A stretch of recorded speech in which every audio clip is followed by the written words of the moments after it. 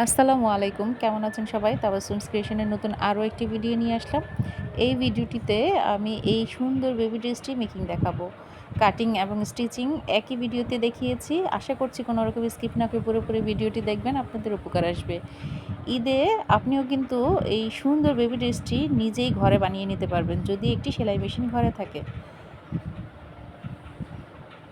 এই যে আমি ড্রেসটিতে এভাবে লেস দিয়ে একটা ডিজাইন করেছি, আর এই যে সামনে এভাবে নেকের ডিজাইনটা করেছি। যেহেতু বেবি ড্রেস আর কোনো রকম জিপার ইউজ করিনি, তাই নেকে যেন ইজিভাবে পরা যায়, তাই আমি এই ডিজাইনটা দিয়েছি। আর হাতায় এই যে এভাবে একটু লেস করে আর সুন্দর করে 3/4 হাতা দিয়েছি।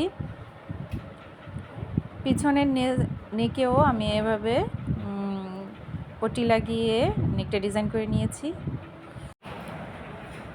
গরমেও খুবই আরাম হবে এই ড্রেসটি পরে, একদম ঢিলে ঢালা আর 100% পিওর কটন কাপড় দিয়ে আমি এই ড্রেসটি মেক করে দিয়েছিলাম। তো এই যে পুরোপুরি ড্রেসটা।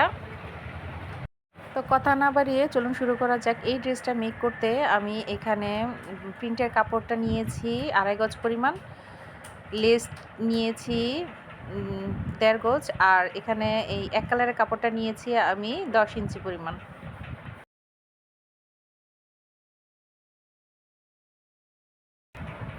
তো এই এক কালারের ফেব্রিকটা আগে কাট করে নিব উপরের টপ পার্টটার জন্য। উপরের টপ পার্টটা আমার পুরোপুরি লেন্থটা হবে 8 ইঞ্চি। তা 8 ইঞ্চি কাপড়টা আমি নিয়ে এভাবে আগে চেস্টের মাপ অনুযায়ী আমি কাট করে নিব। তো এখানে উপরে শোল্ডারের মাপ নিয়েছি আমি 6.5 ইঞ্চি, তার 7 ইঞ্চি নিচে আমি আর্ম হোলের মার্ক করেছি, আর পুরোপুরি বডির মেজারমেন্টটা নিয়েছি আমি 38 ইঞ্চি। 38-এর 4 ভাগ হচ্ছে 9.5 ইঞ্চি। তো আমি 9.5 ইঞ্চিতে এভাবে মার্ক করে নিয়েছি। আর নেকটা আমার ফ্রন্ট অ্যান্ড ব্যাক সেম হবে, তাই লম্বায় আমি 3.5 ইঞ্চি নিয়েছি আর পাশে 2 ইঞ্চি নিয়েছি। তো এভাবে রাউন্ড করে আগে নেকটা কাট করে পরে চেস্ট শোল্ডার মার্ক অনুযায়ী কাট করে নেব।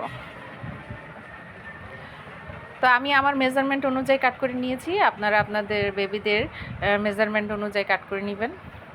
তো এখন আমার উপরে টপ পার্টটা কাট করা শেষ, এখন নিচের স্কার্ট পার্টটা কাট করব।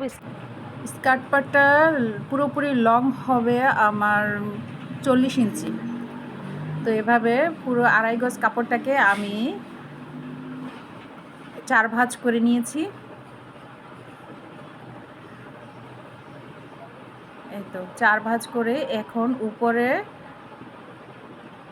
উপর থেকে 40 ইঞ্চি পরিমাণ এভাবে মার্ক করে আমি কাট করে নেব। 40 ইঞ্চি নিব লম্বা, আর 1 ইঞ্চি বাড়তি নিব আমি সেলাইয়ের জন্য, তাই টোটাল আমার 41 ইঞ্চিতে এভাবে মার্ক করে কাট করে নিব। এখন একটু খেয়াল করে দেখুন, এই যে আমার 2টা পার্ট রেডি। এখন একটু খেয়াল করে দেখুন কিভাবে সেলাই করতে হবে, তার একটা প্রাথমিক ধারণা দিয়ে দিচ্ছি। এই যে 2টা পার্ট, এটা হচ্ছে স্কার্ট পার্ট নিচের দিকে, আর উপরের এটা হচ্ছে টপ পার্ট। তো এই টপ পার্টের সাথে নিচের স্কার্ট পার্টে এভাবে ফ্রিল করে জয়েন করে নিতে হবে। তো আমি নেকে যেহেতু জিপার ইউজ করব না, তাই নেকের সামনে একটু এভাবে ডিজাইন করে দিচ্ছি যেন ইজিভাবে নেকটা ওয়্যার করা যায়। তো এই যে এভাবে আমি সামান্য একটু কাট করে এভাবে আগে সেলাই করে নিচ্ছি। তো একটু খেয়াল করে দেখবেন, আমি গলা কিন্তু পুরোপুরি সেলাই করছি না। আমি গলায় যে পাইপিংটা লাগাবো ওইটা একটু পরে লাগাবো, সামনে যেহেতু আমি ফিতা দিব, তাই 2 পাশে নেকটা আমি একসাথে সেলাই করব। এভাবে স্টেপ বাই স্টেপ কাজ করলে কিন্তু কাজটা অনেক সহজ হয় আর খুব দ্রুত কাজগুলো শেষ করা যায়। তো সামনের নেকে আমি কিন্তু একটা ডিজাইন দিয়েছিলাম, তো ওই ডিজাইনটা আমি এখন লেস দিয়ে করে নিচ্ছি। এই যে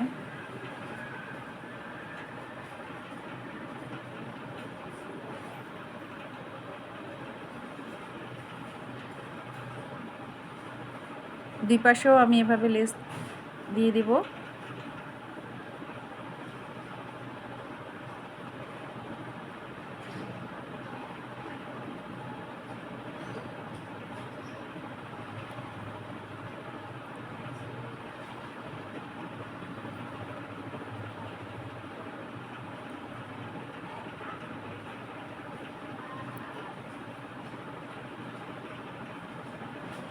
এই যে আমার ফ্রন্টের নেকটার ডিজাইন করা শেষ। এখন এটা আমি নিচে স্কার্ট পার্টটা ফ্রিল করে জয়েন করে দেব।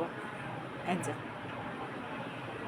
আপনারা কেউ যারা নতুন আছেন সেলাই কাজে তারা কিন্তু চাইলে আগে ফ্রিল করে নিয়ে তারপরে টপ পার্টের সাথে জয়েন করে নিতে পারেন। তো আমি একসাথেই জয়েন করে নিচ্ছি।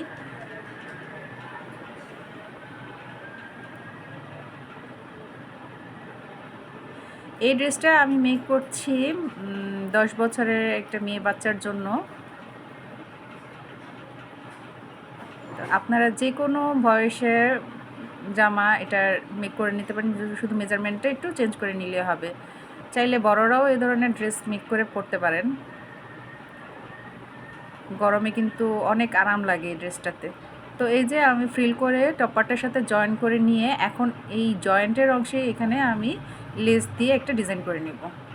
চাইলে এটা স্কিপ করতে পারেন, তবে আমার কাছে লেসটা দেওয়াতে ভালো লেগেছে তাই আমি লেসটা দিয়ে দিলাম।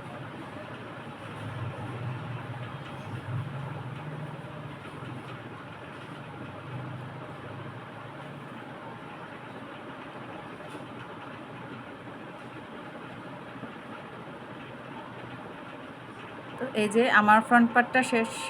এখন আমি ব্যাক পার্টটাও এভাবে ফ্রিল করে রেডি করে নেব। ব্যাক পার্টে কিন্তু কোনো ডিজাইন হবে না, জাস্ট টপ পার্টের সাথে নিচের স্কার্ট পার্টটা জয়েন করে দিলেই হবে ফ্রিল করে।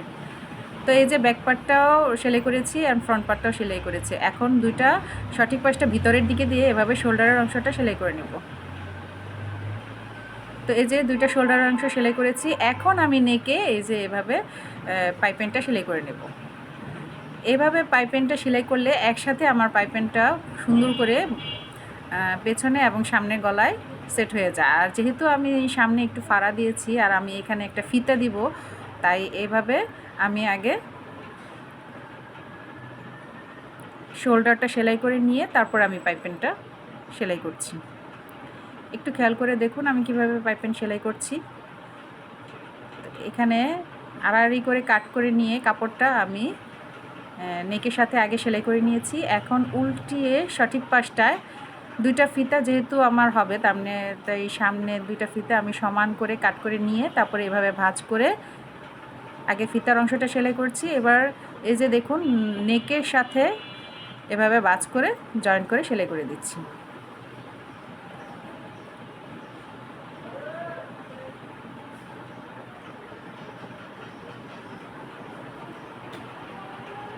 একটু সাবধানে আস্তে আস্তে কাজটা ধৈর্য সহকারে করতে হবে।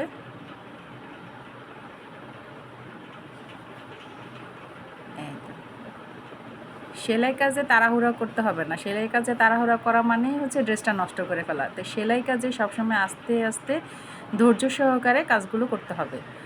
তো এখানে যে ফিতার সামনে আমি আবার একটু ডিজাইন করে দিচ্ছি। এই যে একটা লটকানের ডিজাইন করে দিচ্ছি, নর্মাল লটকান ডিজাইনে করে দিচ্ছি। তো এই যে দেখুন নেকটা আমার পুরোপুরি সেলাই করা শেষ। এখন আমি দুই সাইডের স্লিভের অংশটা সেলাই করব। এই যে এখন স্লিভটা কাট করে নিচ্ছি। বাকি যে কাপড়টা ছিল ওই কাপড়টা আমার 15 ইঞ্চি লম্বা হয়েছে কাপড়টা, তো হাতাতে। তো আমি 15 ইঞ্চি পুরোটাই নিয়েছি, 4 ভাঁজ করে নিয়ে এখন 7 ইঞ্চি পরিমাণ এভাবে আর্ম হোলের মার্ক করে আমি কাট করে নিয়েছি। আর সামনের ঘেরটা দিয়েছি আমি 6 ইঞ্চি। তো এখানে সামনের ঘেরেও আমি এভাবে লেস দিয়ে জয়েন করে ডিজাইন করে নিচ্ছি। তো এই যে এখন যে বডি পার্টের সাথে স্লিভের অংশটা সেলাই করে নেব। দুই পাশে এভাবে সেলাই করে নেব। এই যে অবশ্যই এখানে ডাবল সেলাই করে দিয়ে জয়েন করে নেবেন। সেলাই করার পর এখন নিজেরাই বুঝতে পারবেন যে বাকি অংশটা কিভাবে সেলাই করতে হবে। তো এভাবে উল্টিয়ে জামাটা ভিতরের দিকে সঠিক পাশটা দিয়ে এই যে দুই পাশে এভাবে উপর থেকে নিচ পর্যন্ত সেলাই করে দিলেই কিন্তু হয়ে যাবে ড্রেসটা। তো এই যে আমি দুই পাশে সেলাই করে নিয়েছি। এখন উল্টিয়ে এই যে দেখুন ড্রেসটা প্রায় 90% শেষ। এই যে ড্রেসটা পুরোপুরি মেক করা কিন্তু শেষ। এখন নিচের দিকে আপনারা চাইলে কেউ লেস দিয়ে জয়েন করে দিতে পারেন, আবার চাইলে কেউ এভাবেও আমার মতো সেলাই করে নিতে পারেন। তো এই যে নিচে এভাবে ভেঙে পুরোটা রাউন্ড করে সেলাই করে দিলেই হয়ে যাবে।